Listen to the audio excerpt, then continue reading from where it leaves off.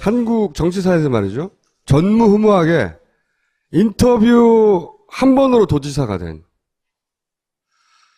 그런데 그 인터뷰 덕을 봤음에도 불구하고 짜장 한 번 안 사준 안희정 충남 도지사를 모시겠습니다.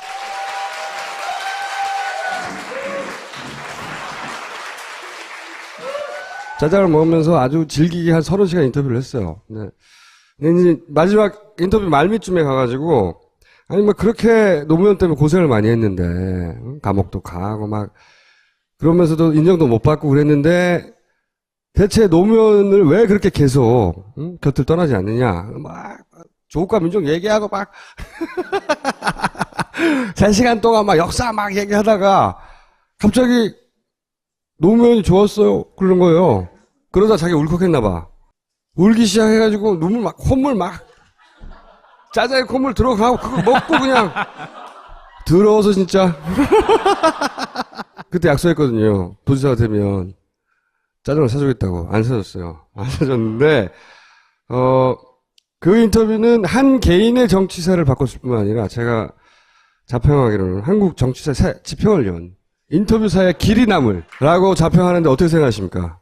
당연히 굉장히 그 세기에 한번 나올까 말까 굉장히 훌륭한 인터뷰였다고 생각해요. 정말 농담이 아니라 그때 4시간이 넘었어요. 인터뷰를 하는데. 진짜 징하게 했거든요. 한 5시간인가 했는데 사실상 저는 이제 도지사 출마하면 충남 도지사 출마한다고 좀 이렇게 홍보를 하려고 그런 마음으로 이제 인터뷰를 했는데 도지사 얘기는 하나도 안 물어보고 뭐 신상을 털더라고요, 계속. 그때 안 억울했어요? 그때 안 억울했어요?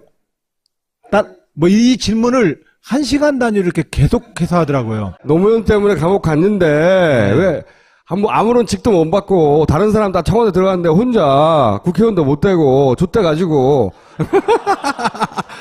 감옥이나 가고 안 억울하냐고. 저 개인적으로도 참 고맙게 생각하는 게, 자꾸 그 질문에 대해서 너 그때 안 억울했어? 너 그때 너 혼자 감옥 가고 너 아무것도 못했잖아. 너 안 억울했어? 이 질문을 하는데 당연히 내가 해야 될 일이지라고 논리적으로 답변을 하다가 첫 번째, 두 번째, 세 번째 질문 4번째가 되니까 뭔가 약간 최면에 걸려 감정이라고 하는 것을 굉장히 우리는 부끄러운 것으로 교육받아온 게 한국에서의 남성성의 본질이거든. 그걸 깨줬어요. 여자가 됐어, 이제? 그 벽을 깨더라고요. 그러니까 제가 살아왔던 모든 그 논리와 합리적 이성이라고 하는 그 이면에 내가 왜 그랬지 생각하니까 맞아, 내가 노무현이 좋았어요, 나 노무현을. 그러니까 좋아하는 사람을 위해서 감옥도 갈 수 있는 거지 뭘 그래요.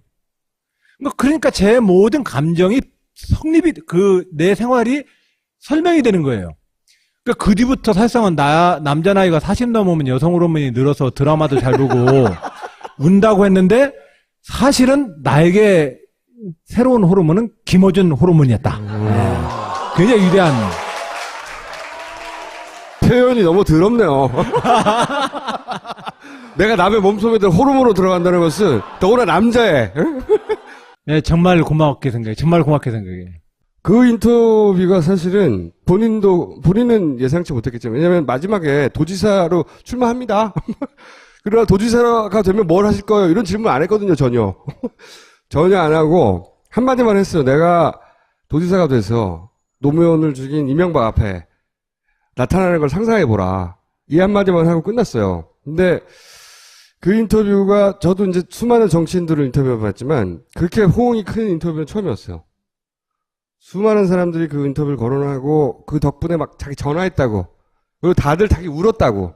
그러니까 인터뷰를 해서 어디로 나간 거예요? 딴지일보에 나왔어요. 딴지일보에. 왜 딴지도 그렇게 많이 봐요? 뭐라고 씨발. 전화했다는 사람 정말 많았어요. 나 안희정 때문에 충청도 전화했다고 친척한테. 그 얘기 많이 들으셨죠? 저한테 직접 전화 오진 않았지만. 근데 하여튼 간에 그 인터뷰가 제 주변과 제가 느낌이 이렇게 확 올 정도로 주변 사람들한테 굉장히 많이 읽혔던 인터뷰였어요. 최근에 전국 시도지사 도정 지지율 1위. 그 도에서 인기 좋다는 얘기죠. 도지사로서. 5분만 내가 얼마나 도지사를 잘하고 있는지 본인 자랑을 하세요. 내가 그 이후로 계속 괴롭힐 거니까. 늘 그런 마음으로 해요. 제 마음속에서 정치에 대한 사람들의 불신이 있어요. 제가 하는 모든 행위는 사실상은 직업 정치인으로서 제 정치에 대한 사람들의 불신의 그 덫에 안 빠지려고 노력을 해요. 우리 사회가 서로 모든 직업인이 서로 직업인들, 타 직업인들에게 열심히 성실히 일하고 있는 사람으로서 존경하고, 존경까지는 안 가더라도 존중하고 신뢰해야 되잖아요. 모든 직업은 타 직업에 대해서 서로 존중과 신뢰를 가져야 되는데 유독 하나 정치에 대해서는 신뢰하지 않아요, 사람들이. 정치하는 놈 다 그놈이라고 그래요. 저는 16살 때부터 혁명하겠다고 고등학교를 제적당했어요. 저는 평생 직업 정치인입니다. 사회적으로 돈을 벌었거나 갑자기 유명해져서 정치적으로 스카웃된 사람 아닙니다. 저는 평생 직업 정치인입니다. 저는 제가 가지고 있는 이 직업이 우리 사회 모든 구성원들에게 존중받고 최소한 신뢰받을 수 있는 직업이었으면 좋겠어요. 저는 오로지 하나, 직업 정치인으로서 이 직업이 신뢰받게 만들겠다. 이것이 제가 하는 모든 행동의 처음부터 끝의 모든 원칙이고 제 소신이에요. 아마 그런 저의 노력이 저 사람은 좀 달래뵌다 이런 신뢰를 저는 얻고 있는 것 아니냐 이렇게 생각합니다. 제가 인터뷰 8년 전에 할 때도 받았던 인상이 뭐냐면 굉장히 관념적이고 학구적이에요. 학생 같아요. 그런데 이 꼴통 기질이 있어요. 고집이 되게 세요. 그런데 또 의리가 있어가지고 한번 좋아하면 또 끝까지 가. 근데 또 듣다 보면 혹하지 않아요? 그런 면도 있는 반면 한편으로는 너무 낭만적이다. 저래가지고 자기 앞가리면 어떻게 하나. 응? 밥 벌어 먹고 사는 쓸모가 있겠나 저거. 응? 이런 생각도 드는 그런 종합적인 느낌이었단 말이죠. 그래서 이제 1대1로 만나게 되면 설득당하는 경우가 많아요. 문제가 뭐냐? 이게 이제 대중적으로 한 사람 한 사람 다만 설득할 수 없잖아요. 그러면 굉장히 섹시하고 압축적이고 임팩트 있게 멘트를 던져야 되는데 그거 약해. 그래서 듣다 보면 뜬구름 잡는 소리 하는구나. 그래도 아마 대한민국에 현존하는 정치인 중에서 가장 포텐셜과 역량 있는 정치인은 안희정이라고 김어준 총수가 보증할 거예요. 뭐 그렇게 생각하시든가. 근데 대선 이제 얘기를 바로 넘어갈게요. 이제 그것 때문에 불렀으니까. 대선 출마 얘기하면 이념, 정파, 지역을 뛰어넘겠다. 말은 좋아요. 말은 좋은데 이게 굉장히 폼 잡는 얘기로 들리거든요. 어떻게? 구체적으로 어떻게 뛰어넘어? 지역을, 정파를. 자기도 정당에 속해 있으면서, 당파성이 있으면서 자기도. 되물으면 뭐 어떻게 하냐고 구체적으로. 뭐라고 하실 겁니까? 원래 새로운 것을 창조하거나 새로운 것을 그리는 일은 얼른 동의받기 어렵습니다. 제가 하고자 하는 정치적인 미래와 제가 새롭게 구성하고자 하는 민주공화국의 미래는 우리가 현실적으로 경험하지 못한 그 무엇입니다. 그럼에도 불구하고 우리 마음속에서 끊임없이 그리고 있는 그 무엇입니다. 그만 좀 싸워라들. 택도 없는 거 가지고 서로 싸우고 지역으로 싸우고 이 택도 없는 정치의 이분법의 논리로부터 우리는 새로운 견해로 넘어가자. 이걸 제안하는 겁니다. 또한 우리는 어떤 경우든 간에 이념을 통일시킬 수는 없습니다. 서로 간의 생각과 견해 다릅니다. 우리는 민주주의 절차와 과정을 통해서 한 공화국으로서의 의사결정을 해낼 뿐입니다. 그렇기 때문에 제가 생각하고 있는 것이 당장은 관념적으로 뜬구름처럼 보일지라도 그러나 우리 마음속에서 지난 20세기까지 우리가 현재까지 보아온 이 정치의 이 소모적인 싸움들, 이 싸움 극복하자라고 하는 그 모든 마음이 그 질문에 저는 답을 하고 있는 겁니다. 그렇기 때문에 저의 태도는 가장 분명하고 명확한 미래입니다. 다만 기존의 진영의 논리로 봤을 때 이게 저는 그죠? 충청도 출신이라서 저 가운데 가나? 그러면 탈당을 하던가. 응? 그러나 제가 가지고 있는 소신은 분명합니다. 예를 들어볼까요? 4대강 사업 제 입장 분명합니다. 그러나 4대강 사업을 하겠다고 선출된 이명박 대통령의 권한도 있는 겁니다. 어떤 방식으로 타협 지을 겁니까? 어떻게 타협할 것이냐의 문제입니다. 이것을 4대강 사업을 주장하는 이명박은 무조건 악이라고 해서 서로 대가리 박는다고 싸움이 결론이 납니까? 안 납니다. 실질적으로 우리는 진영의 논리에 입각해서 정치적 명분을 챙길 뿐이지 실질적으로 먹고 살아가는 국민 일반이 요구하는 전혀 동떨어진 정치라고 있는 겁니다. 이게 안철수 씨를 통해서 새정치해달라는 국민들의 요구이기도 합니다. 저는 거기에 가장 성실하게 대답을 하고 있는 겁니다. 안철수 전 대표의 이제 양극단은 필요 없고 중립으로 가야 한다는 거하고 뭐가 다른 겁니까? 중립이라고 하는 개념보다는 어떤 사회이든 진보와 보수는 있습니다. 어떤 사회이든 청군과 백군의 게임은 있습니다. 어떤 사회든 견해는 서로 다릅니다. 문제는 그 서로 다른 견해를 한 국가 공동체라는 공동체로 살아가면서 우리가 어떠한 결론을 내야 할 주제일 때 그 문제를 어떤 방식으로 생산적으로 풀 거냐의 문제입니다. 이 문제가 민주주의입니다. 저는 과거 16살 혁명을 하려고 할 때는 말도 안 되는 짓거리를 하고 있는 사람들과 싸워서 난 혁명을 하려고 그랬습니다. 왜냐하면 그건 타협이 있을 수 없습니다. 선과 악과 정의와 불의의 싸움이기 때문에. 그러나 이것은 20세기의 진리관입니다. 20세기 제국주의 침략 시절 탄업파 초기 자본 때 절대적인 가혹한 절대적 빈곤과 노동자에 대한 착취, 이런 시절에 싸우던 그 싸움의 방식이 오늘날에도 통용되냐? 안 그렇습니다. 우리는 20세기 사고방식으로부터 벗어나야 합니다. 20세기의 정치문화로부터도 벗어나야 합니다. 그게 우리 모두가 원하는 새로운 정치입니다. 정치는 적수를 잘 만나야 된다는 얘기가 있잖아요. 그러니까 같이 싸우는데 이쪽에서는 권법으로 싸우는데 저기선 개싸움하면 힘들잖아요. 그러니까 방금 말씀하신 게 이제 타협을 말씀하셨고 민주주의의 원리를 말씀하셨는데 같이 경쟁하는 당사자가 민주주의자가 아니고 경쟁하는 당사자가 20세기 정치를 하고 그런데 나는 새 정치하겠다? 박근혜 대통령이 1970년대 정치를 더 돌아가는데 그런 점에서 네. 우리가 민주주의 제도에서 살고 있잖아요. 우리가 바꿔낼 수 있는 것은 선거라는 공간밖에 없습니다. 물론 민주주의 리더십은 선거를 통해서 구성되어지는 상권분립과 의회제도와 정당제도 틀 외에도 선거가 있기의 중간중간에 여론과 광장의 커뮤니케이션을 통한 지도력의 소통을 해야 합니다. 그래야만 민주주의 제도가 작동합니다. 그런데 이분들이 작동을 안 해요. 할 의사도 없고. 네, 할 의사도 없고. 내가 51%를 먹었으니 나는 무조건 가겠다 이거예요. 자, 그러면 그 상태에서 우리가 저항할 수 있는 방법은 시민혁명을 해야죠. 그럼 뒤엎어버려야죠. 뒤엎어져요? 현실적으로 우리는 또 다른 선거에서 그 정권을 교체하기 위해서 국민 대다수로부터 좀 더 높은 지지를 얻기 위한 노력을 해야 할 뿐입니다. 제가 더 현실적인 현명한 태도인 겁니다. 기본적으로 제가 입장에 대해서는 늘 저는 민주주의의 타협의 정신을 원칙을 강조하지만 타협을 강조한다고 해서 내 소신이 없어지는 게 아닙니다. 저는 4대강 사업에 반대했지만 4대강 사업 이후에 제가 이명박 대통령한테 제안했던 건 금강에 3개의 보를 만들어요. 그거 한 개 보만 우선 해본 다음에 1년 동안 생태 모니터링 한 다음에 결론 냅시다. 당신 임기 내에 나머지 그러면 2개도 할 수 있지 않습니까? 자, 그게 충청남도의 젖줄 금강을 지키는 자의 태도이 아닐까요? 어떻게라도 어떤 문제에 대해서 그 금강을 살리는 길을 접근하려고 노력하는 태도가 더 실질적인 그 금강에 대한 사랑을 가지고 있는 사람의 태도 아닐까요? 안철수하고는 어떻게 달라요, 그러니까? 안철수는 일단 이름부터도 다르고 제가 좀 더 멋있잖아요. 안철수 전 대표가 가고 싶은 포지션이 거기거든요. 어떻게 다르냐고요?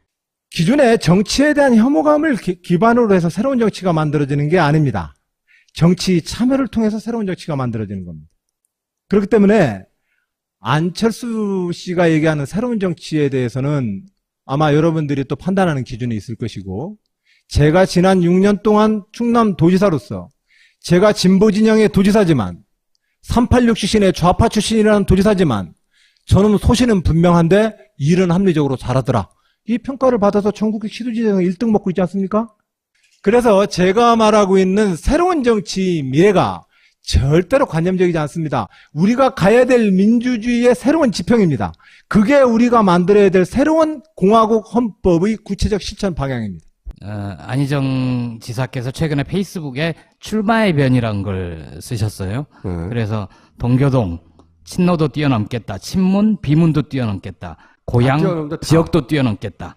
그거는- 다 뛰어넘는다. 그건 종교인이 할 얘기거든요. 심지어 대한민국 근현대사 100년도 뛰어넘겠다. 그런 얘기는, 이분이 전혀 다른 정치를 하겠구나 하는 주변의 사람들의 반응도 있을 수 있으나, 뜬구름 잡는다 수준이 아니라, 뭐야, 이거, 지랄? 재수없다. 이런 반응을 불러일으킬 수 있어요. 어떻게 한 개인이 모든 걸 다 뛰어넘어. 저는 길지 않은 대목 중에서 딱 한 문장이 눈에 들어왔어요. 그 시간의 모든 미움과 원한을 뛰어넘을 것입니다. 사랑은 사랑이어야 합니다. 그러니까 이거는, 이게 종교에 기이했나?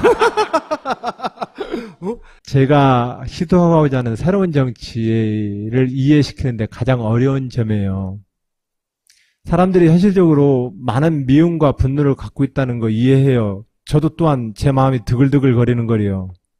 근데 노무현 대통령을 사구제를 봉화마을에서 지내면서 49일 동안 기도하면서 저 자신에게 다짐했어요. 나는 반드시 다르게 극복할 거다. 이 모든 것들은 식민지가 돼서 나라 빼앗겨서 나라 빼앗긴 백성들이 독립운동 했냐 안 했냐를 가지고 독립운동 안 하면 생업에 종사한 사람들은 다 매국노인가요? 이 이야기를 현직 대통령이 하게 만들었던 역사예요. 이 역사를 어떤 형태든 간에 이제는 정리하고 넘어가야 돼요. 오늘날 한일 관계도 마찬가지예요. 아시아, 우리가 적어도 유로피안 드림이 있으면 우리도 아시안 드림을 만들어야죠. 언제까지 이렇게 살 거예요? 또한 대한민국의 미래 번영과 이 분단 문제는 아시안 드림을 만들지 않고서는 안 돼요. 그러면 아시아 질서에서의 한일의 침략과 피침의 역사의 마저도 우리는 어떤가 정리를 해야 돼요.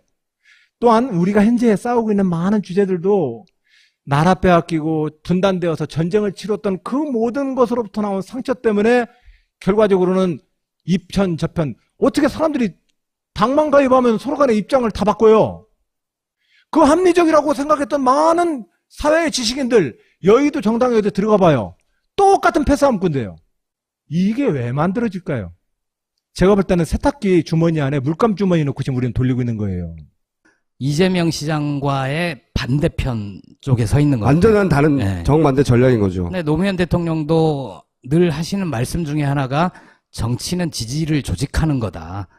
정치는 자기의 견해를 분명히 함으로써 피하간을 가르고 나의 편을 늘려서 선거에서 이기고 지지를 조직하는 거다라는 말씀을 하셨거든요. 근데 이제 그것과는 지금 다르게 그게 뭐가 중요하냐 그런 말씀을 하시는 거잖아요. 너무 서자 이런 거죠. 모든 의사들은 환자를 사랑하고 생명을 존중합니다. 모든 정치인들은 역사와 국민을 사랑합니다. 그러나 시술 방법은 시대마다 다 다른 겁니다. 아니 이제 답변들은 알겠어요. 아니 근데 새로운 네. 시대가 있어요. 왜냐면 2000년에 노사움에 노란 풍선을 맸던 그 초등학교 중학교 아이들이 지금은 이제 20대 30대가 됐어요.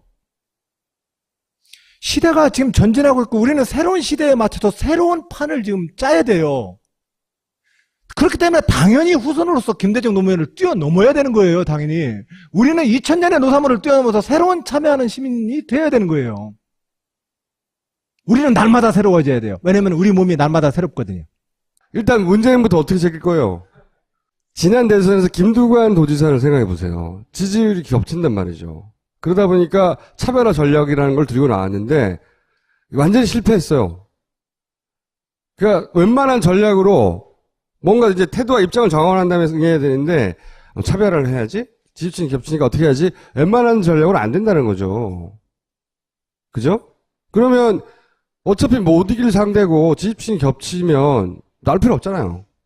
내가 나를 광고할 기회 이 정도 아니라면 그렇게 삼는 게 아니고 진짜로 이기고 대통령이 될 거라면 어떻게 할 거냐고. 올림픽과 월드컵이 열리면 새로운 스타가 플레이어가 탄생합니다. 2017년도에는 새로운 정치 지도자들이 등장할 겁니다. 20세기로부터 변하고 시대적인 변화를 한번 이끌어보자. 나의 도전은 청와대 5년짜리 직업이 아니라 시대를 바꾸는 거다. 난 직업인류로서 내 직업적인 목표는 시대를 바꿔내는 거다. 그것이 정치적 직업인들의 직업인류고 목표다. 난 그렇게 생각해요. 이 시대를 바꾸자라고 했을 때 다 그 시대를 바꾸는 사람들이에요. 김대중도 그래요. 노무현도 그래요. 어떻게 이길 거냐고 얘기하셨는데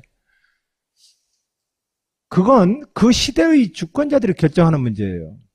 우리가 경쟁이라는 것을 자꾸 남을 깎아서 내복을 채우는 것으로 경쟁을 그렇게만 봐왔어요. 아니에요. 제가 보는 지금 21세기의 이 시민사회의 경쟁은 나답게 자유롭게 사는 게 경쟁이에요. 나답게 표현하는 게 경쟁이에요. 지난 20세기까지의 다윈의 진화론은 적자생존의 논리였지만 다윈 탄생 200주년을 계기로 한 우리의 다윈 진화론에 대한 해석은 적자생존이 아니라 협력과 공존의 질서의 진화론이에요. 그러니까 문재인을 어떻게 이길 거냐고요. 그래서 나는 나답게 피어나면 피어날 것이다. 문재인과 상관없다. 예. 그건 문재인의 운명이 있고 안희정의 운명이 있는 것입니다. 우리는 다만 민주주의 원칙에 따라서 경쟁하고 민주주의자로서 이 땅의 미래를 향해서 우리는 똑같이 헌신하는 정치인의 하나입니다. 그 마음으로 정정당당하게 경쟁하고 결과에 승복해서 우리가 어떻게 힘을 모으는지 좀 보아준다면 그건 우리 역사에서 본 적이 없어요. 왜냐하면 패자는 늘 죽거나 죄를 뿌렸지 경쟁의 결과에 승복해서 우리가 어떻게 민주주의자로서 힘을 모아내는지는 우리 사회에서 본 적이 없어요. 모든 주장과 견해는 내 견해도 견해의 하나일 뿐이다. 나의 도전도 도전의 하나일 뿐이다라고 이야기를 해야지 누구나가 다 터줏대가 먹고 영원한 승자 없고 방어자와 도전자가 따로 없어요. 난 그렇게 생각합니다. 대선 후보 경선을 대선일로부터 6개월 전에 하기로 규정이 돼 있잖아요. 근데 그게 현재 지방자치단체장들에게는 대단히 불리한 족쇄로 작용할 수 있고. 아니 별로요. 별로. 지금 이재명 시장은 뭐 유자체 나오겠다고 했고 이미. 그리고 김두관 전 도지사의 사례를 보아 그게 유지하지 않고 나오는 게 꼭 도움이 되는 것도 아닌 것 같기도 하다고. 도민들한테 어떤 동의와 양해가 좀 있어야 돼요. 그래, 당신 도전해봐. 우리도 한마음으로 응원해줄게 하면 할 수 있는 거죠. 근데 그걸 어떻게 합니까? 여론조사 하실 거예요? 그래서 제가 2010년, 14년 제1 공약이 충청남도 도정을 잘 살펴서 대한민국의 지도자로 성장하겠습니다가 제 도지사 제1 공약입니다. 그러니까 도정 지지를 1위 하면 나갈 수 있는 이미 밑밥을 뿌려놨다? 도민들한테 제가 2010년도에 도지사 선거를 할 때 그렇게 공약을 했어요. 충남 도민 여러분, 저는 김대중 노무현 미완의 역사를 이어서 그 역사를 완성시킬 것입니다. 또한 저는 김종필 총재가 그 제2인자의 비애와 좌절의 역사를 저는 따라가지 않을 것입니다. 어떻게 따라가지 않을 거냐고요? 영남이 뭉치고 호남이 뭉치니 충청도도 뭉치자고 하는 것은 영원한 3등 전략입니다. 그렇기 때문에 모든 지역이 지역주의 정치를 하더라도 충청도는 절대로 지역주의 정치를 하면 안 됩니다. 대구에서 태어났건 부산에서 태어났건 대전에서 태어났건 광주에서 태어났건 자기의 정책과 소신으로 대한민국을 이끄는 지도자에 도전할 수 있어야 합니다. 저를 도지사 만들어 주신다면 지방정부를 잘 성공시켜서 제가 그런 대한민국의 지도자로 우뚝 서보겠습니다. 이게 제가 도지사 2010년 선거 공약의 제1 공약이었습니다. 그러니까 저는 도전해야 합니다. 그러니까 내가 그런 공약을 걸었는데 나를 도지사로 뽑았기 때문에 난 이미 대선 후보 나가도 돼. 대선 출마는 공약 실천 행위라고 주장을 하는. 그런 거죠. 이런 새로운 논리가. 구체적인 경선 후보의 일정이 도저히 도지사직을 정상적으로 수행하기가 어려울 때는 저도 한번 여쭤봐야 돼요. 의회와 도의 주요 지도자들한테 제가 도지사직을 일상적으로 수행하면서 이 업무를 보기가 도전하기가 어려울 것 같은데 이 문제를 어떻게 하면 좋겠습니까? 라고 저도 좀 상의를 해봐야 합니다. 도정에 어떤 그 펑크 안 나게 일을 꾸리면서 도전할 계획입니다. 성공한 지자체장인 것만으로 자기는 충분하지 않은 거거든요. 자기가 뭐가 달라요? 다른 지자체장들보다 내가 나은 점이 뭐냐고요. 이명박 대통령 청계천 뚜껑 열었다. 버스 전용 차선이다. 그게 이명박 대통령이라는 한 정치 지도력의 브랜드가 될 수 있습니까? 브랜드를 평가할 때는 매우 그것은 저는 우리가 신중하자고 제안드려요. 정치는 뭐라고 얘기를 하든 정의, 공정, 평화의 가치를 실천하는 일입니다. 공동체 생활에서. 그걸 민주주의라는 제도를 통해서. 근데 이것을 어떤 방식으로 실현시키는 거냐? 그것은 똑같은 냉장고에 식재료 넣어놨는데 셰프마다 맛이 다르네? 그게 정치 지도력이에요. 그러니까 본인은 무슨 요리를 만들 거예요? 그런 그러니까. 점에서 저는 지난 6년 동안 보여줬잖아요. 가장 보수적인 동네에서 가장 진보적인 도지사가 가장 통합적 리더십을 갖고 진보적 가치를 실천하고 있다. 이미 제가 입증하고 있죠. 그러면, 근데 같은 동네에서 이제 반기문 사무총장이 충청도를 기반으로 하여 아마도 친박의 지지를 받아 아마도 새누리당의 후보로 나올 가능성이 점점 높아지고 있어요. 그죠? 이 양반은 어떻게 이길 거예요? 아무래도 좀 네거티브한 국제적 평들이 많은 분 정도로 알고 있어요. 근데 그분이 과연 어떤 나라 비전을 가지고 있는지에 대해서는 잘 모르겠어요, 저도. 국제적으로 많이 좀 다녀봤으니까 그래도 대한민국 대통령으로서 국제적으로 어디 꿀리지는 않게 하겠지. 이런 정도의 기대치는 없는 것 같아요. 그러나 좀 더 구체적으로 주권자들인, 즉 나를 공복으로 부려먹을 주권자들한테 나를 대통령이라는 공복으로 부려먹게 되면 나는 이렇게 일을 합니다라고 하는 이 설명 과정을 누구든 이제 거쳐야 돼요. 누구든. 여기에 모든 후보자들과 도전자들이 집중해 주길 바라요. 왜냐하면 박근혜 대통령 이제 1년 뒤면 끝나요. 이 과정에서 그분이 여론의 광장을 통해서 민주주의의 중요한 기능인 여론과의 소통을 통해서 국정 운영을 자꾸 조정을 해 주셔야 되는데 그 지도자 역할을 이미 포기해버렸단 말이에요. 그러면 우리가 취할 수 있는 방법은 헌법상의 조치가 몇 개 안 돼요. 실질적으로 지금 현재 사드의 문제다, 안보 체계의 문제다, 대북 대화의 문제다. 이 문제에 대해서 나는 어떻게 풀겠다라고 얘기를 하는 게 중요해요. 그리고 그 문제를 어떻게 풀어나갈 것이냐가 중요해요. 단 저는 여기서 이런 원칙을 가지고 있어요. 선거가 아무리 51대 49 게임으로 나더라도 난 49%가 그 승자를 향해서 9시 뉴스에 나오면 뉴스 꺼버리는 승자는 안 될래요. 그러면 국가의 지도자 역할을 못합니다. 적어도 나를 찍지 않았던 49%의 사람이 9시 뉴스 때 기분 나쁘다고 채널 돌리는 지도자가 돼서는 안 돼요. 그러면 민주공화국이 깨집니다. 그것이 5천년 우리 변방의 민족들이 우리나라가 겪었던 모든 순환은 그 국론 분열과 국가의 분열 때문에 생겨난 문제예요. 오늘날에도 그것 때문에 분단되어 있고 그것 때문에 우리는 많은 위기를 지금 겪고 있어요. 아까 박근혜 대통령은 어쨌든 내년이면 끝난다. 네. 라고 말씀을 하셨는데 야권의 지지자 중에 어느 정도가 되는지는 모르겠지만 최근에 남북관계의 이상 그리고 사드 문제 기타 등등의 주변 국가의 관계 등등으로 인해서 혹시나 내년 대선이 정상적으로 치러지지 않을 가능성도 조금은 있지 않느냐라고 우려하는 사람들도 있거든요. 이정열 판사 같은 사람들. 거기에 대해서 어떻게 생각하시는지. 그리고 두 번째 질문까지 이어서 드리면 만약에 그렇게 뭐 전쟁의 가능성이 높아진다거나 남북 관계가 대단히 위태로워진다면 일반 유권자의 입장에서는 그래도 국제 무대에서 좀 뛰어본 사람이 충남도지사를 했던 사람보다 낫지 않겠느냐라고 생각할 가능성도 있지 않을까요? 내년에 전국을 좀 위태롭게 만들어서 갑자기 반기문이 그 국제적 지도력을 발휘하는 모양새로 등장해버리면 밀리잖아요. 난 안 밀릴 자신 있어요.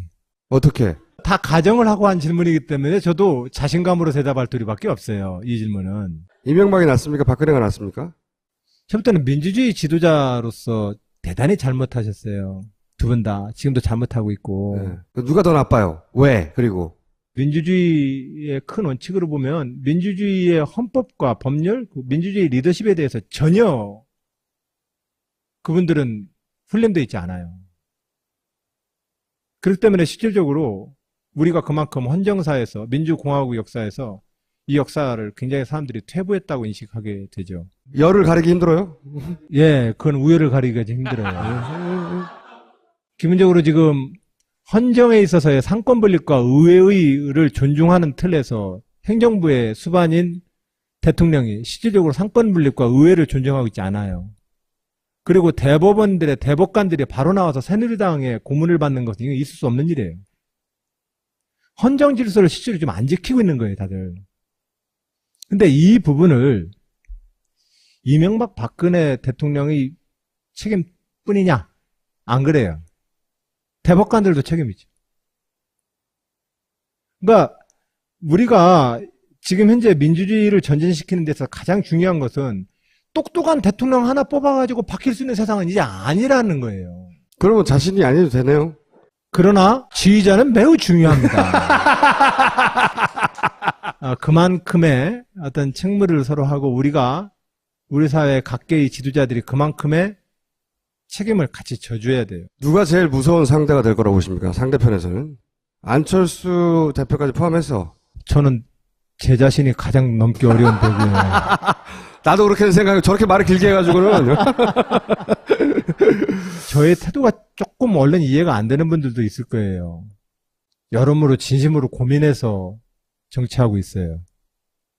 그리고 그것이 우리가 더 좋은 민주공화국의 미래를 향해서 제가 내린 최선의 새로운 정치의 틀이고 미래라고 생각을 하고 그런 태도를 해요. 그랬을 때 제가 경쟁을 대하는 태도, 국가의 주요한 정책을 놓고 비판을 다루는 태도, 사람들의 관계를 대하는 태도에서 저는 새로운 인간이 되고 싶어요. 그러지 않고서는 미래가 새로운 미래 안 만들어져요. 그러지 않고서는 오늘날 우리 아이들의 미래가 안 만들어져요.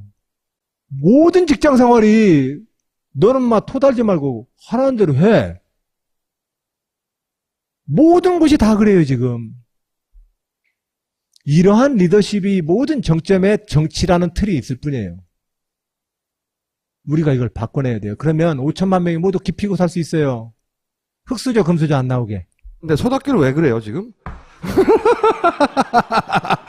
아니, 손학규 전 대표가 좀 이상하다고 생각하지 않으십니까? 행보가?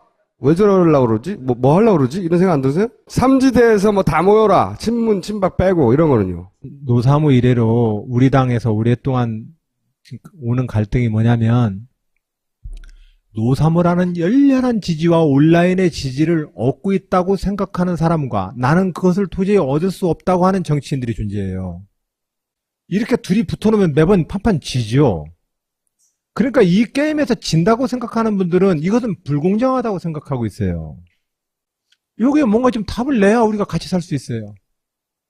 니들이 잘못된 정치적 태도를 가지고 있어라고 비난하는 것으로서는 그건 문제제기를 하고 비난을 할 수 있지만 문제를 못 푸는 거예요. 어떻게 풀 수 있어요? 대화하고 논의하는 거 외에 다른 답 없어요. 그럼 삼지대는요? 다 모여라. 정당을 자꾸 이리저리 뗐다 붙였다 하면 안 돼요. 모이는 선수가 다 그 선수가 그 선수예요. 술집 바뀌어도요, 그 선수가 또 모이는 거예요. 모여가지고 그냥 우리는 2차, 3차 했다고 그냥 간판만 바꿀 뿐이에요. 이게 신장 개업하잖아요. 국민들한테 신뢰받기 어려워요. 그래서 안 된다? 저는 김대중과 노무현의 역사를 이어온 이 민주당의 역사를 계속해서 지켜온 사람이고 이 당이 저를 감옥을 가래도 감옥을 가고 감옥 갔다는 이유 때문에 공천을 안 줘도 또 당에 남는 거고 당을 위해서 계속 남아있어요. 왜 그런지 아세요? 48년 헌법 만든 이래로 이제까지 정당의 계보들을 그리면 A4 용지로 8장, 9장 나와요. 세상에 이런 정당 정치를 계속 놔두고서 어떻게 민주주의 사회를 발전하죠? 정당이라고 하는 것은 국가정책이라는 상품을 내다 파는 기업이에요. 기업으로 비유한다면. 예를 들어서 우리가 지금 현재 선풍기 하나 샀는데 내년 갔더니 그 선풍기 회사가 AS 안 해주고 간판 바꿔버리고 그 선풍기 나 모른다고 얘기해버리면 소비자가 신뢰할 수 있어요? 소비를 못해요. 근데 우리는 그러한 그야말로 혼란스럽고 아수라판의 정당 민주주의 시장을 지금 70년째 이러고 있어요. 그래서 저는 그러한 책임 정당 정치와 민주주의의 기초를 깨는 이런 정치적인 무원칙한 이합 집산에 대해서는 늘 반대해왔고 그것을 어떤 형태든 간에 그러지 못하도록 만들려고 노력할 거예요. 본인이 이번에 안 되면 그나마 이 사람이라면 내가 다음 정권을 맡겨도 안심하고 계속 혼자 떠들겠다. 그나마 나은 분이 누구예요? 다 못 듣는다에 500원 걸어. 물론 못 들어올 거라고는 생각해요. 어떻게 빠져나가나 보자고. 정당인으로서 이 경선에 참여하는 모든 후보자를 존중할 거예요. 그리고 그와 경쟁을 했다면 그가 이긴다 할지라도 나는 그에게 승복할 거예요. 이재명 시장은 뭐랄까 아직은 이게 좀 부족하지 않나?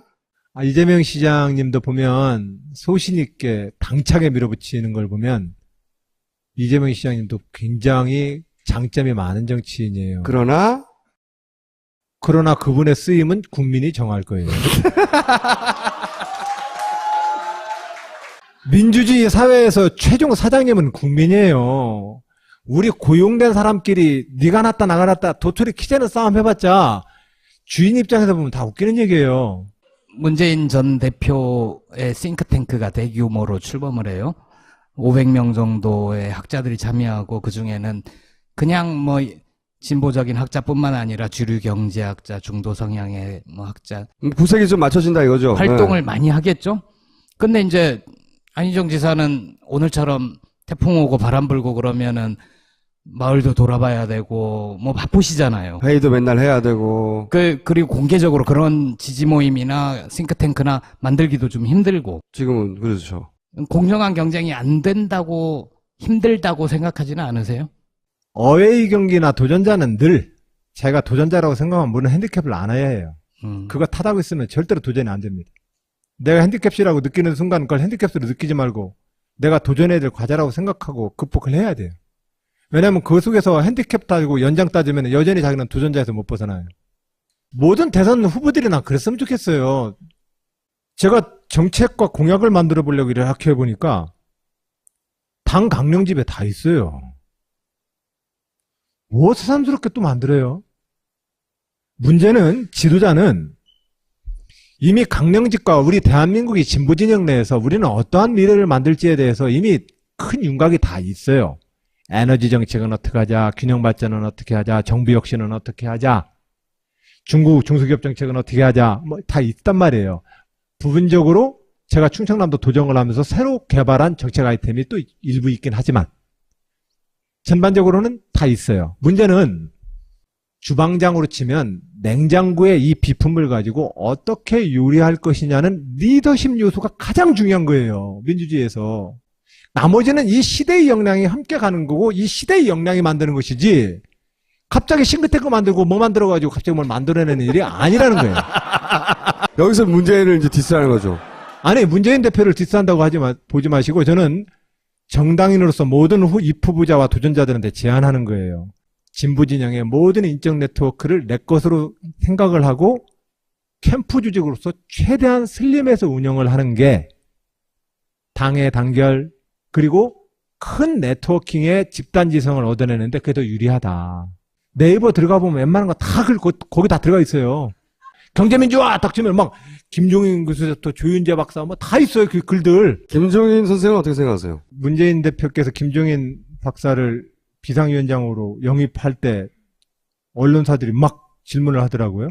그래서 저도 그냥 정말 아무 생각 없이 그분은 평생 경제민주화라는 화두만 가지고 살았으니까 경제민주화라는 화두를 잘 들어주는 정당이면 어디든 가시는 분 아니겠어요? 그러니까 그분은 일관된 인생을 살고 계시는 거죠.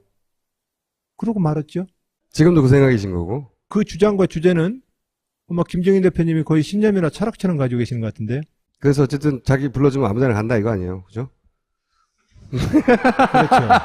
그게 우리 사회의 전문가들을 권력에 줄 서는 사람으로 이해를 해야 되는 정치인들의 무소신을 비난을 해야 될 부분이 있고 전문가의 역량으로서 우리 사회에 어떤 정보가 오더라도 함께 힘을 모아줘야 되는 전문가 집단이 있다라고 구분을 저는 해야 된다고 그 중에서 봐요. 비난입니까? 뭡니까? 저는 비난 아니죠.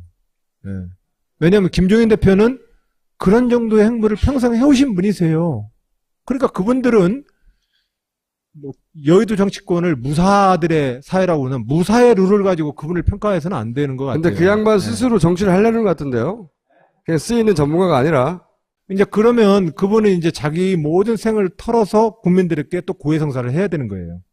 내 인생은 나는 이렇게 살아왔고 그것을 가지고 나는 살았으니 나를 지도자로 선택해 주시라고 얘기를 해야 돼요. 그 얘기하는 과정에서 자기 인생이 다시 한번 또 정리되게 될 거예요. 그건 그분의 숙제죠, 이제. 개헌에 대해서는 어떤 생각을 갖고 계신지, 그리고 박근혜 정부 임기 내에 개헌이 가능하다고 보시는지. 그럴 이유가 뭐가 있냐?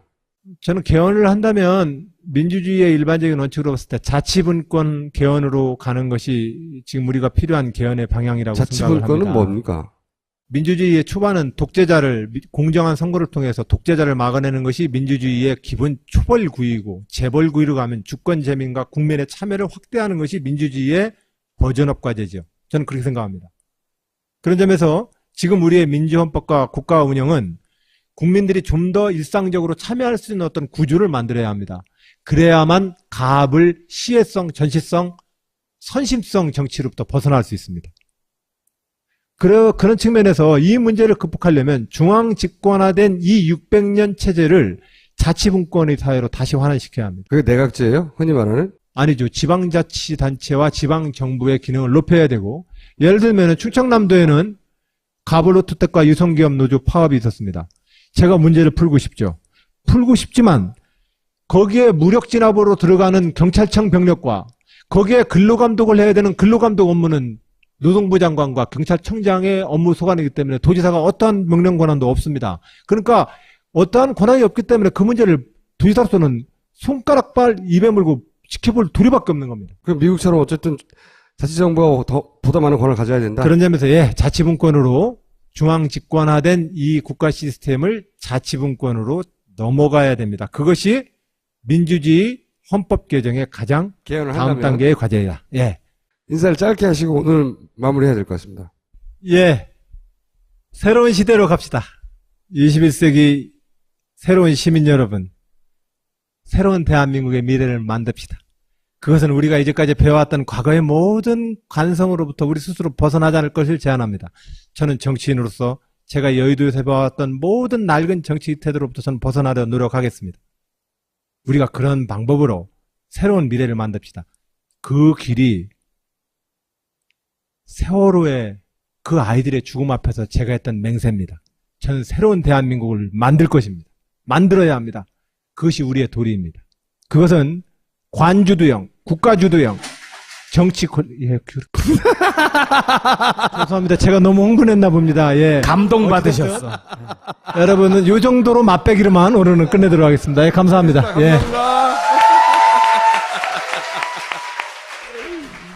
자, 다 아시죠?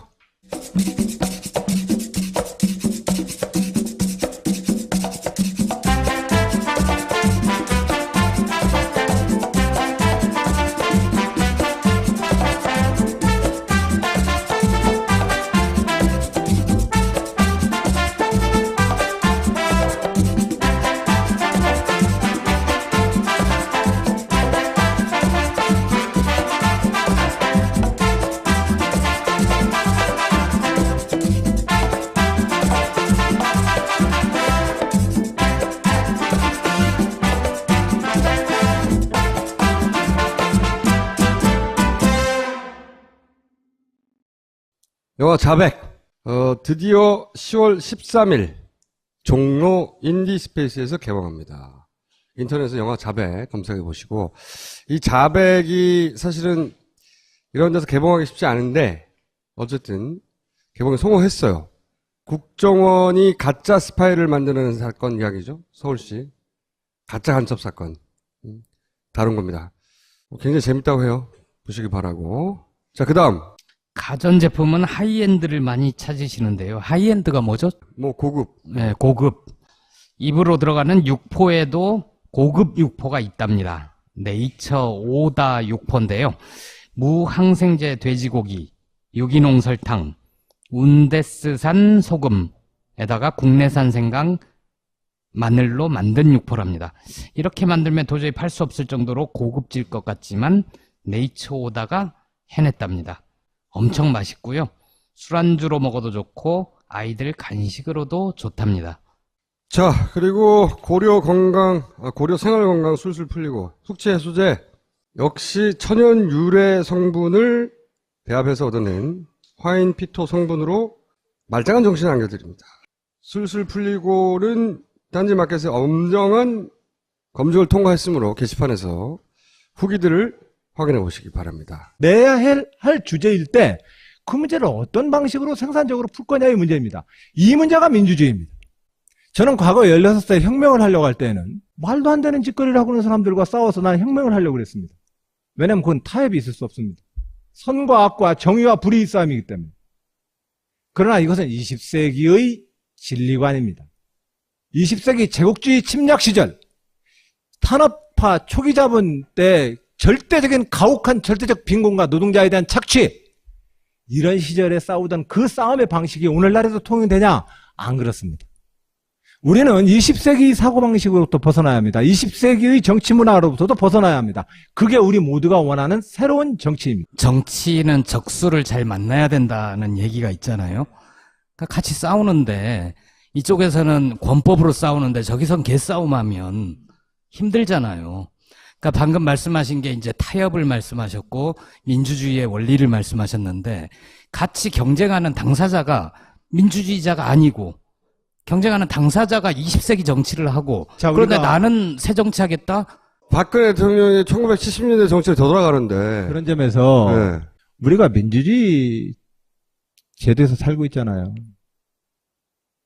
우리가 바꿔낼 수 있는 것은 선거라는 공간밖에 없습니다. 물론 민주주의 리더십은 선거를 통해서 구성되어지는 상권분립과 의회제도와 정당제도 틀 외에도 선거가 있기의 중간중간에 여론과 광장의 커뮤니케이션을 통한 지도력의 소통을 해야 합니다. 그래야만 민주주의 제도가 작동합니다. 그런데 이분들이 작동을 안 해요. 할 의사도 없고 네, 할 의사도 없고. 내가 51%를 먹었으니 나는 무조건 가겠다 이거예요. 자, 그러면 그 상태에서 우리가 저항할 수 있는 방법은 시민혁명을 해야죠. 그럼 뒤엎어버려야죠. 뒤엎어져요? 현실적으로 우리는 또 다른 선거에서 그 정권을 교체하기 위해서 국민 대다수로부터 좀 더 높은 지지를 얻기 위한 노력을 해야 할 뿐입니다. 제가 더 현실적인 현명한 태도인 겁니다. 기본적으로 제가 입장에 대해서는 늘 저는 민주주의의 타협의 정신을 원칙을 강조하지만 타협을 강조한다고 해서 내 소신이 없어지는 게 아닙니다. 저는 4대강 사업에 반대했지만 4대강 사업 이후에 제가 이명박 대통령한테 제안했던 건 금강의 3개의 보를 만들어요. 그거 한 개 보만 우선 해본 다음에 1년 동안 생태 모니터링 한 다음에 결론 냅시다. 당신 임기 내에 나머지 그러면 2개 더 할 수 있지 않습니까? 자, 그게 충청남도의 젖줄 금강 있는 사람으로서 존경하고 존경까지는 안 가더라도 존중하고 신뢰해야 되잖아요. 모든 직업은 타 직업에 대해서 서로 존중과 신뢰를 가져야 되는데 유독 하나 정치에 대해서는 신뢰하지 않아요. 사람들이. 정치하는 놈 다 그놈이라고 그래요. 저는 16살 때부터 혁명하겠다고 고등학교를 제적당했어요. 저는 평생 직업 정치인입니다.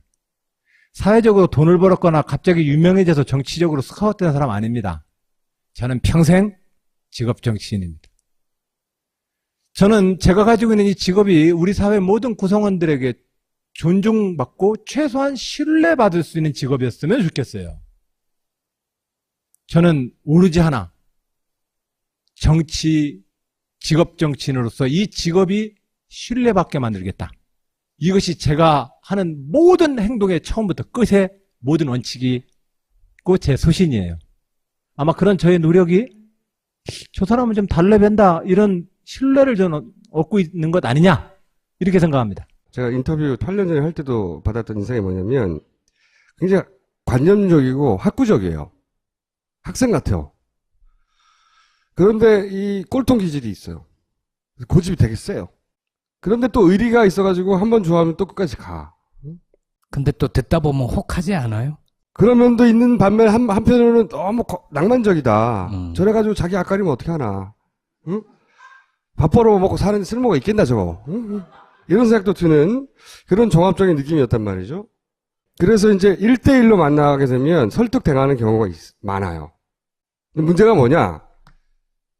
이게 이제 대중적으로 한 사람 한 사람 다만 설득할 수 없잖아요. 그러면 굉장히 섹시하고 압축적이고 임팩트 있게 멘트를 던져야 되는데 그거 약해. 그래서 듣다 보면 뜬구름 잡는 소리 하는구나.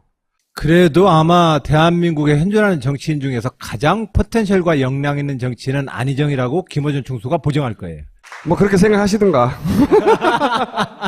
근데 대선 이제 얘기를 바로 넘어갈게요, 이제. 그것 때문에 불렀으니까. 대선 출마 얘기하면 이념, 정파, 지역을 뛰어넘겠다. 말은 좋아요. 말은 좋은데 이게 굉장히 폼 잡는 얘기로 들리거든요. 어떻게? 구체적으로 어떻게 뛰어넘어? 지역을, 정파를. 자기도 정당에 속해 있으면서, 당파성이 있으면서 자기도. 되물으면 뭐 어떻게 하냐고 구체적으로. 뭐라고 하실 겁니까? 원래 새로운 것을 창조하거나 새로운 것을 그리는 일은 얼른 동의받기 어렵습니다. 제가 하고자 하는 정치적인 미래와 제가 새롭게 구성하고자 하는 민주공화국의 미래는 우리가 현실적으로 경험하지 못한 그 무엇입니다. 그럼에도 불구하고 우리 마음속에서 끊임없이 그리고 있는 그 무엇입니다. 그만 좀 싸워라들. 택도 없는 거 가지고 서로 싸우고 지역으로 싸우고 이 택도 없는 정치의 이분법의 논리로부터 우리는 새로운 견해로 넘어가자. 이걸 제안하는 겁니다. 또한 우리는 어떤 경우든 간에 이념을 통일시킬 수는 없습니다. 서로 간의 생각과 견해 다릅니다. 우리는 민주주의 절차와 과정을 통해서 한 공화국으로서의 의사결정을 해낼 뿐입니다. 그렇기 때문에 제가 생각하고 있는 것이 당장은 관념적으로 뜬구름처럼 보일지라도 그러나 우리 마음속에서 지난 20세기까지 우리가 현재까지 보아온 이 정치의 이 소모적인 싸움들, 이 싸움 극복하자라고 하는 그 모든 마음이 그 질문에 저는 답을 하고 있는 겁니다. 그렇기 때문에 저의 태도는 가장 분명하고 명확한 미래입니다. 다만 기존의 진영의 논리로 봤을 때 이게 저는 그죠? 충청도 출신이라서 저 가운데 가나? 그러면 탈당을 하던가. 응? 그러나 제가 가지고 있는 소신은 분명합니다. 예를 들어볼까요? 4대강 사업, 제 입장 분명합니다. 그러나 4대강 사업을 하겠다고 선출된 이명박 대통령의 권한도 있는 겁니다. 어떤 방식으로 타협 지을 겁니까? 어떻게 타협할 것이냐의 문제입니다. 이것을 4대강 사업을 주장하는 이명박은 무조건 악이라고 해서 서로 대가리 박는다고 결론이 납니까? 안 납니다. 실질적으로 우리는 진영의 논리에 입각해서 정치적 명분을 챙길 뿐이지 실질적으로 먹고 살아가는 국민 일반이 요구하는 전혀 동떨어진 정치를 하고 있는 겁니다. 이게 안철수 씨를 통해서 새 정치해달라는 국민들의 요구이기도 합니다. 저는 거기에 가장 성실하게 대답을 하고 있는 겁니다. 안철수 전 대표의 이제 양극단은 필요 없고 중립으로 가야 한다는 거고 뭐가 다른 겁니까? 중립이라고 하는 개념보다는 어떤 사회든 진보와 보수는 있습니다. 어떤 사회든 청군과 백군의 게임은 있습니다. 어떤 사회든 견해는 서로 다릅니다. 문제는 그 서로 다른 견해를 한 국가 공동체라는 공동체로 살아가면서 우리가 어떤 결론을 이도록 교육받아온 게 한국에서의 남성성의 본질이거든요. 그걸 깨줬어요. 여자가 됐어 이제? 그 벽을 깨더라고요. 그러니까 제가 살아왔던 모든 그 논리와 합리적 이성이라고 하는 그 이면에 내가 왜 그랬지 생각하니까 맞아, 내가 노무현이 좋았어요, 나 노무현을. 그러니까 좋아하는 사람을 위해서 감옥도 갈 수 있는 거지 뭘 그래요. 그러니까 제 모든 감정이 내 생활이 설명이 되는 거예요. 그러니까 그 뒤부터 사실상은 남자 나이가 40 넘으면 여성 호르몬이 늘어서 드라마도 잘 보고 운다고 했는데 사실은 나에게 새로운 호르몬은 김어준 호르몬이었다. 네. 굉장히 위대한. 표현이 너무 더럽네요. 내가 남의 몸속에 호르몬으로 들어간다는 것은 더구나 남자애. 네, 정말 고맙게 생각해. 정말 고맙게 생각해. 그 인터뷰가 사실은 본인은 예상치 못했겠지만, 왜냐면 마지막에 도지사로 출마합니다. 그러나 도지사가 되면 뭘 하실 거예요? 이런 질문 안 했거든요, 전혀. 전혀 안 하고, 한마디만 했어요. 내가 도지사가 돼서 노무현을 죽인 이명박 앞에 나타나는 걸 상상해보라. 이 한마디만 하고 끝났어요. 근데 그 인터뷰가 저도 이제 수많은 정치인들을 인터뷰해봤지만 그렇게 호응이 큰 인터뷰는 처음이었어요. 수많은 사람들이 그 인터뷰를 거론하고 그 덕분에 막 자기 전화했다고. 그리고 다들 자기 울었다고. 그러니까 인터뷰를 해서 어디로 나간 거예요? 딴지일보에 나왔어요. 딴지일보에. 왜 딴지도 그렇게 많이 봐요? 뭐라고 씨발. 전화했다는 사람 정말 많았어요. 나 안희정 때문에 충청도 전화했다고 친척한테. 그 얘기 많이 들으셨죠? 뭐 저한테 직접 전화 오진 않았지만 근데 하여튼 간에 그 인터뷰가 제 주변과 제가 느낌이 이렇게 확 올 정도로 주변 사람들한테 굉장히 많이 읽혔던 인터뷰였어요. 최근에 전국 시도지사 도정 지지율 1위. 그 도에서 인기 좋다는 얘기죠. 도지사로서. 5분만 내가 얼마나 도지사를 잘하고 있는지 본인 자랑을 하세요. 내가 그 이유는 계속 괴롭힐 거니까. 늘 그런 마음으로 해요. 제 마음속에서 정치에 대한 사람들의 불신이 있어요. 제가 하는 모든 행위는 사실상은 직업 정치인으로서 제 정치에 대한 사람들의 불신의 그 덫에 안 빠지려고 노력을 해요. 우리 사회가 서로 모든 직업인이 서로 직업인들 타 직업인들에게 열심히 성실히 일하고 한국 정치사에서 말이죠. 전무후무하게 인터뷰 한 번으로 도지사가 된.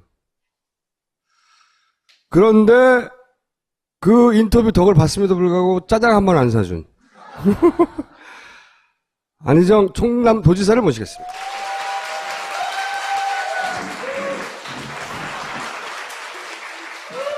짜장을 먹으면서 아주 질기게 한 30시간 인터뷰를 했어요. 네.